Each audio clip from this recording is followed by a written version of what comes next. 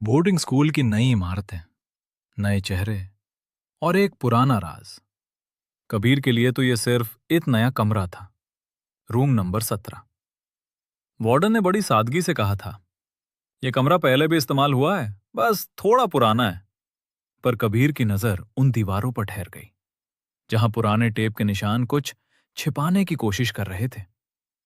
पहली रात। घड़ी में वक्त हुआ 2:17। सन्नाटे को चीरती हुई एक आहट। टप टप टप।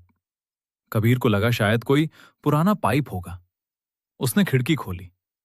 बाहर सिर्फ अंधेरा था। पर वो टैपिंग, वो रुकी नहीं। हर रात वही वक्त, वही आवाज। कबीर ने रिकॉर्डिंग शुरू कर दी। जब अनन्या ने वो पैटर्न सुना तो उसके होश उड़ गए। कबीर, ये कोई आम आवाज नहीं है, ये मॉर्स कोड है। जब उन्होंने उसे डिकोड किया तो निकल कर आया एक लफ्ज, HELP, हेल्प। लाइब्रेरी की धूल भरी किताबों में एक पुराना अखबार मिला। 5 साल पहले रोहन नाम का एक लड़का इसी रूम 17 से गायब हो गया था। स्कूल ने कह दिया कि वो भाग गया, पर सच? सच तो दीवारों के पीछे दफन था। कबीर ने दीवार के उस खोखले हिस्से को तोड़ा। अंदर एक पुराना फोन था। जब उसे रिपेयर किया गया तो उसमें रोहन की आखिरी आवाज गूंजी। अगर कोई सुन रहा है, मुझे स्टोर रूम में लॉक कर दिया गया है। तीनों स्टोर रूम जाते हैं। फर्श के नीचे लकड़ी का पैनल ढीला, नीचे पुराना छिपा बेसमेंट। वहां रोहन का कंकाल नहीं, पर उसका बैग और डायरी। डायरी खुलासा करती है, रोहन को बुलिंग होती थी। वो बेसमेंट में छुपकर रहता था। एक दिन वहां ढह गया। अथॉरिटी ने सच छुपा लिया। समापन। कबीर अथॉरिटी को सबूत देता है। केस दोबारा खुलता है। स्कूल ऑफिशियल माफी मांगते हैं।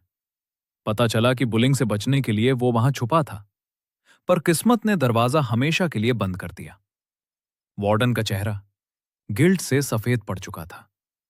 अगली रात 2:16 AM। कबीर अपने कमरे में खामोश बैठा था।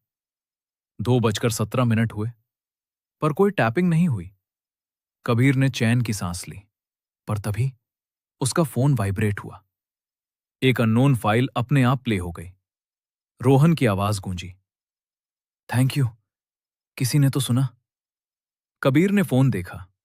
फाइल गायब थी, मानो वो कभी थी ही नहीं। कबीर धीरे से बुदबुदाया, अब तुम अकेले नहीं हो। खिड़की से ठंडी हवा आई, पर इस बार वो डरावनी नहीं थी, क्योंकि कभी कभी डर सच छुपाने से पैदा होता है, और सच अब बाहर आ चुका था।